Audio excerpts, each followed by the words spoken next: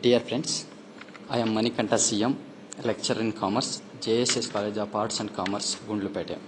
Today I explain the topic custom duty.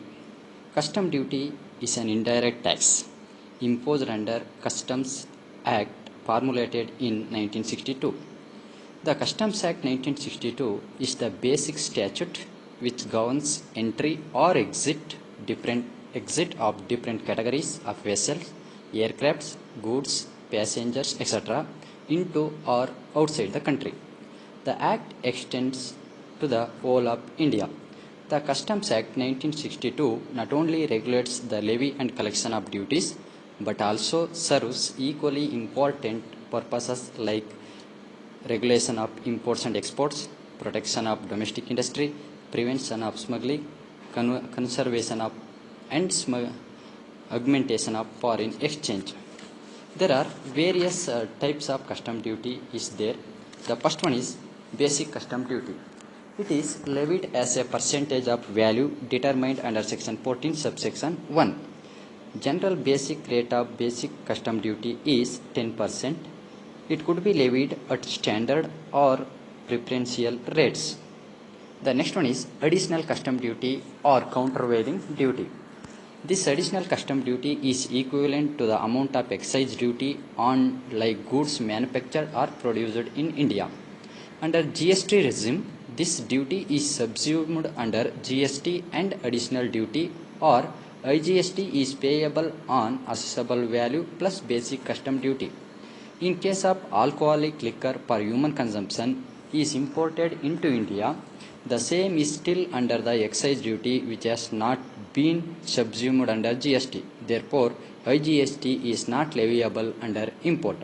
In case inward supplies are in nature of imported goods which have been taxed and have been consumed in the manufacture of outward taxable supplies, input tax credit is available to the extent of IGST paid. The next tax is additional duty or special additional duty. This special additional duty is levied to offset the sales tax or value added tax. However, this has now been subsumed under GST and as such is leviable only on imported goods for which GST is not applicable, for example, petroleum products. The fourth custom duty is safeguard duty. This safeguard duty is levied by the central government and it is empowered to impose safeguard duty in specified imported goods if central government is satisfied that the goods are being imported in large quantities and under such condition that they are causing or threatening to cause serious injury to domestic industry. The next custom duty is protective duties. Section 6 of Customs Tariff Act empowers the central government to levy a protective duty based on a recommendations made by the Tariff Commission. The next one is countervailing duty. If a country pays any subsidy to the exporters for exporting goods to India, central government can impose a countervailing duty up to the amount of subsidy cannot be ascertained. Provisional duty can be collected and after final determination, the difference may be refunded. Such imposition should be by way of notification. The next type of custom duty is anti-dumping duty.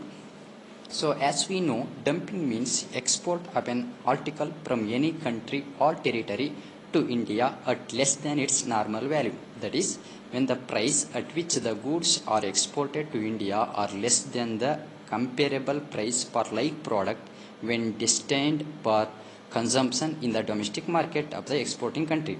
Anti-dumping duty is imposed for offsetting the adverse effect of increased imports, subsidized imports or dumped imports.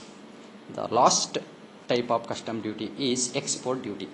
Export duty is levied only on snack skins, hides, skins and leathers and pearlum skins. No export duty is levied on hides, skins and leather of finished leather of goat, sheep and bovine animal and their young ones. There is no export duty on any other product. Thank you.